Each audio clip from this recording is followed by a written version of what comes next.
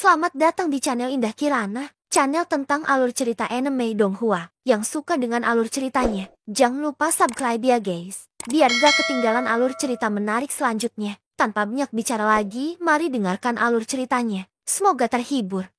Bab ke-193. Sementara Guyu dan Qingmu mengkhawatirkan Xiaoyan. Xiaoyan, yang berada di tengah badai, juga tidak berdaya. Dia hanya bisa melakukan yang terbaik untuk menekan lonjakan doki di tubuhnya. Saat ini, suasana hati Xiaoyan hanya bisa digambarkan dengan satu kalimat. Orang yang tamak itu seperti ular yang mencoba menelan gajah. Untuk dengan cepat menyerap dan menyempurnakan doki Heimu, Xiaoyan menelannya tanpa ragu-ragu. Benar saja. Setelah semua doki dari Kaisar setengah bela diri bintang 9 meletus dari tubuh Xiaoyan, itu seperti kuda liar yang patah, bebas dari kendalinya dan mulai berlari kencang. Doki yang menakutkan tidak menyebabkan tubuh Xiaoyan meledak dalam sekejap. Ini sudah merupakan hasil yang sangat bagus. Di bawah kendali api surgawi Xiaoyan, doki awal masih di bawah kendali Xiaoyan.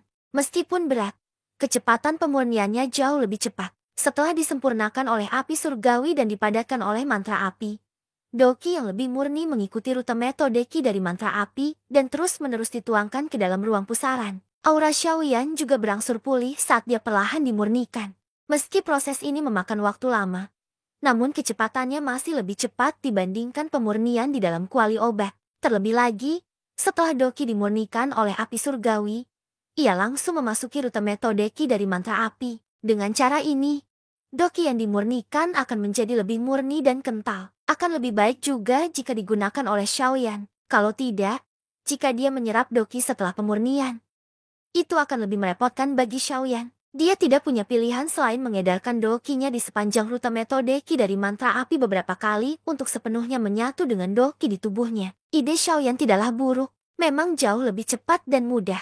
Namun, hasil saat ini tampaknya telah menyebabkan masalah yang lebih besar bagi Xiaoyan. Xiaoyan tidak menyangka doki menjadi begitu besar setelah penyempurnaan. Sampai-sampai ruang pusaran Xiaoyan tidak mampu menyerap semuanya. Oleh karena itu, situasi yang dihasilkan adalah terobosan yang dinanti-nantikan oleh pembangkit tenaga listrik biasa tanpa henti. Namun, Xiaoyan tahu lebih baik dari siapapun bahwa situasinya saat ini tidak cocok untuk terobosan. Karena Guyu bisa memikirkan masalahnya, Xiaoyan juga mengetahuinya. Jika dia membuat terobosan sekarang, dia takut kekuatannya tidak akan bisa meningkat untuk waktu yang lama. Namun, ini bukanlah hal yang baik bagi Xiaoyan, yang sangat membutuhkan kekuatan. Bagaimanapun, sekte pembantaian hantu tidak akan memberinya waktu ekstra untuk berkultivasi. Dengan kemampuan benda-benda sialan itu, kemungkinan besar masalah Xiaoyan di kota Savage sudah sampai ke telinga mereka. Kemungkinan besar waktu berikutnya Xiaoyan dan mereka akan bertemu lagi tidak akan terlalu jauh.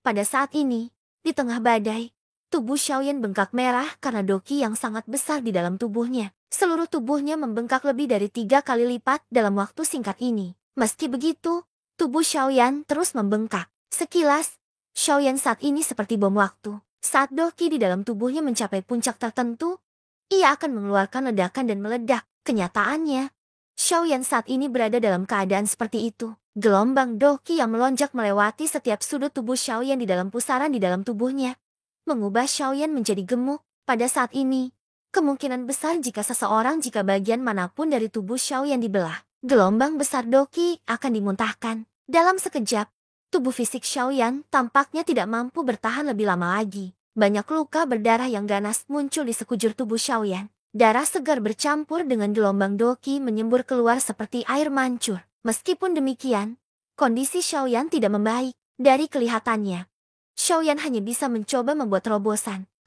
Tiba-tiba, Xiaoyan mengeluarkan raungan seperti naga dari mulutnya. Pilar cahaya doki yang tebal melesat keluar dan memasuki ruang kosong di atas kepala Xiaoyan. Setelah raungan marah ini terpancar, tubuh Xiaoyan tiba-tiba memancarkan cahaya keemasan yang menyilaukan. Dalam sekejap, dewa emas besar muncul di tengah badai. Doki yang melonjak sepertinya tiba-tiba menemukan titik untuk dilampiaskan saat tiba-tiba menyebar. Xiaoyan akhirnya mendapat kesempatan untuk mengatur napas. Menggunakan waktu yang sedikit ini, Xiaoyan buru-buru menggerakkan api surgawi di tubuhnya dan bersiap untuk membereskan kekacauan itu. Di saat yang sama, dia berharap kecelakaan ini akan berakhir di sini. Sayangnya, Xiaoyan telah meremehkan jumlah doki yang besar. Meskipun ia memiliki badan kaca kingkung untuk sementara mendukungnya, Doki yang liar dan kejam dengan cepat bangkit dalam waktu singkat. Namun, kabar baiknya adalah Xiaoyan akhirnya mampu menekannya. Merasakan Doki yang liar dan kejam yang masih melonjak seperti air pasang di tubuhnya.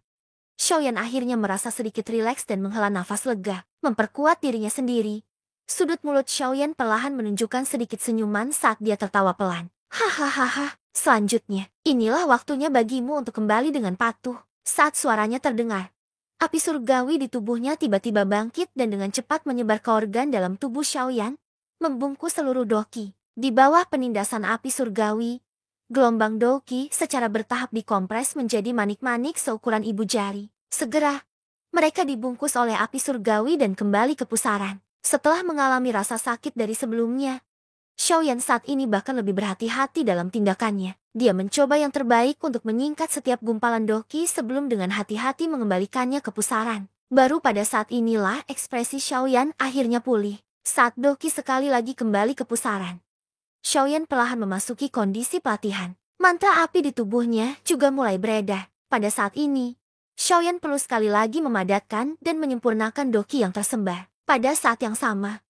itu bisa dianggap sebagai bentuk penyempurnaan dari Doki miliknya sendiri. Terlepas dari aspek mana seseorang melihatnya, manfaatnya bagi Xiaoyan sudah jelas. Di dalam pusaran, api surgawi yang indah berjaga di depan pusaran, sekali lagi menyempurnakan setiap gumpalan Doki yang telah terkondensasi. Setiap gumpalan Doki murni yang setebal ibu jari, setelah disempurnakan hingga tingkat ekstrem oleh api surgawi, berubah menjadi garis tipis seperti rambut yang segera diserap ke dalam pusaran. Ketika Xiaoyan sekali lagi menyempurnakan seluruh Doki, Doki yang awalnya berlimpah di pusaran kini sebagian besar diisi dengan Doki yang seperti danau. Adapun sebagian kecil yang tersisa, itu adalah manfaat yang dibawa oleh Xiao penyempurnaan Yan terhadap Doki. Pada saat ini, meskipun Doki di pusaran tidak tampak sebanyak sebelumnya, namun jauh lebih kental. Saat dia menggunakannya, tidak hanya jumlahnya tidak akan berkurang dari sebelumnya, tapi malah akan menyebabkan Doki Xiaoyan menjadi lebih kuat. Adapun ruang yang tersisa, itu adalah manifestasi dari peningkatan kekuatan Xiaoyan. Menilai dari situasi saat ini,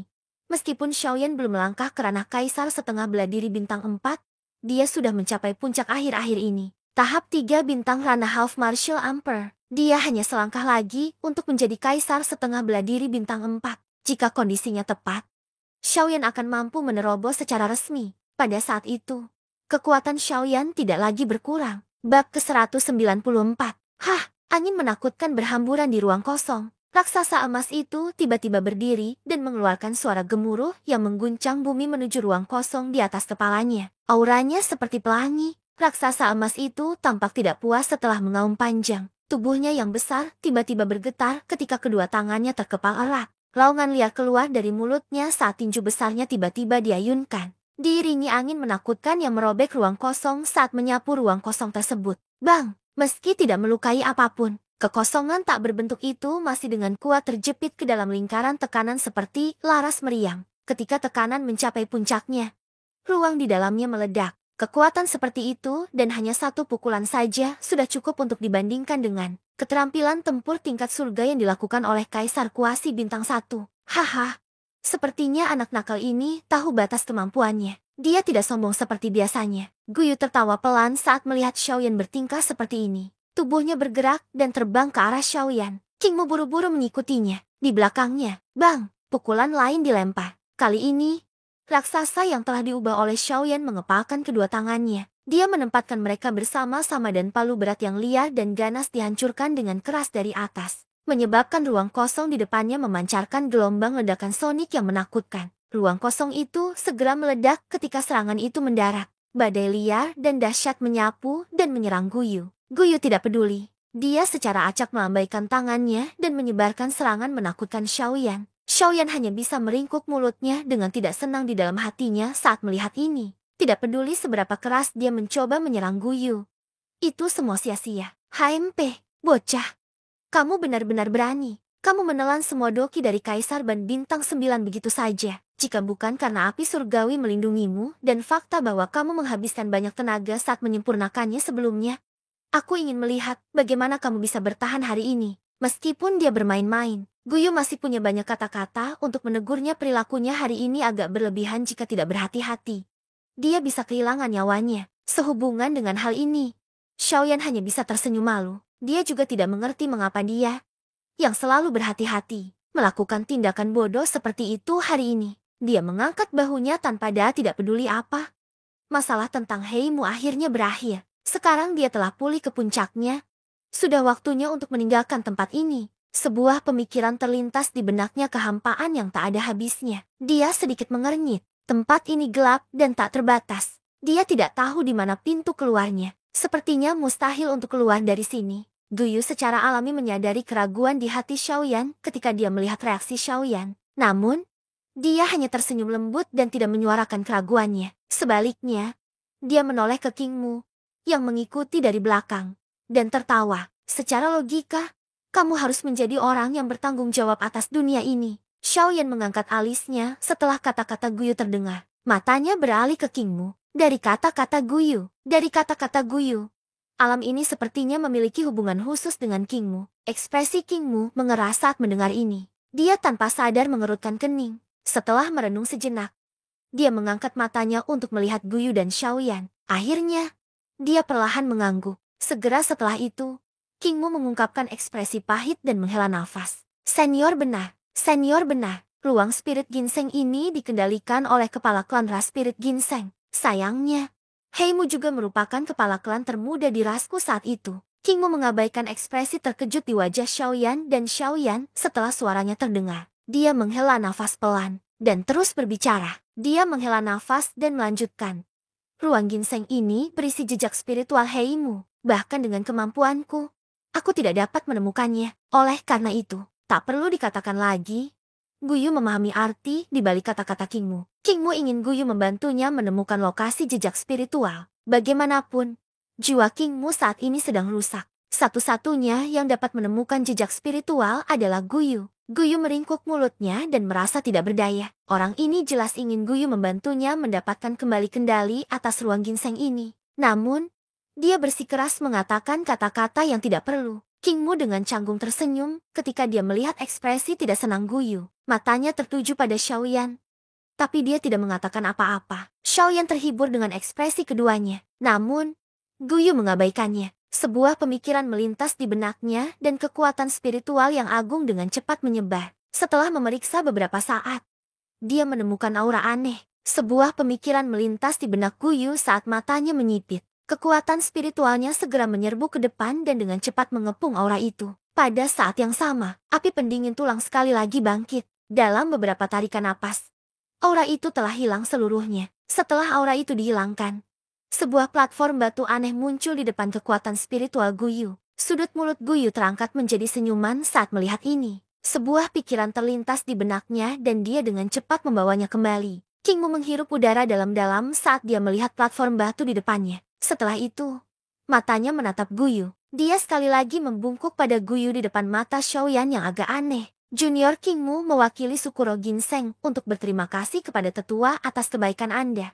Jika penatua membutuhkan bantuan dari suku saya di masa depan, suku Roh Ginseng saya tidak akan ragu untuk memberikan api dan air untuk penatua. Xiaoyan mengerutkan kening saat dia melihat King Mu di depannya. Matanya melihat ke platform batu yang aneh. Hatinya dipenuhi dengan keraguan. Itu hanyalah platform batu. Mungkinkah itu benar-benar menggerakkan suku kuno? Guyu tersenyum ketika dia melihat ini. Dia mengangguk puas dan berkata, "Itu benar. Haha, kamu tidak perlu melewati api dan air. Lagi pula, aku yang dulu adalah api surgawi yang alami. Namun, jika anak nakal ini menghadapi kesulitan di masa depan, aku harap kamu akan mengingat apa yang kamu alami. Berkata hari ini, paling tidak, kamu harus membantu bocah ini sesuai batas kemampuanmu. Tentu saja, kemungkinan besar hadiahmu tidak akan berkurang setelah membantunya. Kamu akan mengerti di masa depan. Saya hanya bisa mengatakan bahwa tindakan Anda hari ini akan membantu Anda suku Ginseng Spirit mendapatkan pohon yang menjulang tinggi di masa depan." King Mu mengangkat alisnya ketika dia mendengar kata-kata percaya diri Guyu, yang sepertinya tidak salah. Kilatan yang tidak biasa berkedip di matanya saat dia melihat Xiaoyan. Apa yang begitu luar biasa tentang Xiaoyan di depannya, yang mampu menyebabkan roh api surgawi yang menakutkan memujinya sedemikian rupa? Saat ini, Xiaoyan dan King Mu mulai meragukan satu sama lain. Kedua ahli berbeda dari dua era berbeda ini sebenarnya diliputi rasa penasaran akan masa depan masing-masing. Harus dikatakan bahwa ini adalah pemandangan langka di dunia. Xiaoyan dan King Mu bertukar pandang. Mereka melihat keterkejutan di mata satu sama lain. Setelah itu, mereka saling tersenyum. King Mu pulih dan matanya sekali lagi tertuju pada platform batu aneh di depannya. Pada saat ini, jejak spiritual Hei Mu pada platform batu telah dihapus oleh Guyu. King Mu bisa dengan mudah meninggalkan jejak spiritual. Alam roh gingseng ini sekali lagi akan kembali ke tangan pemimpin suku roh gingseng. Bersambung ke bab selanjutnya.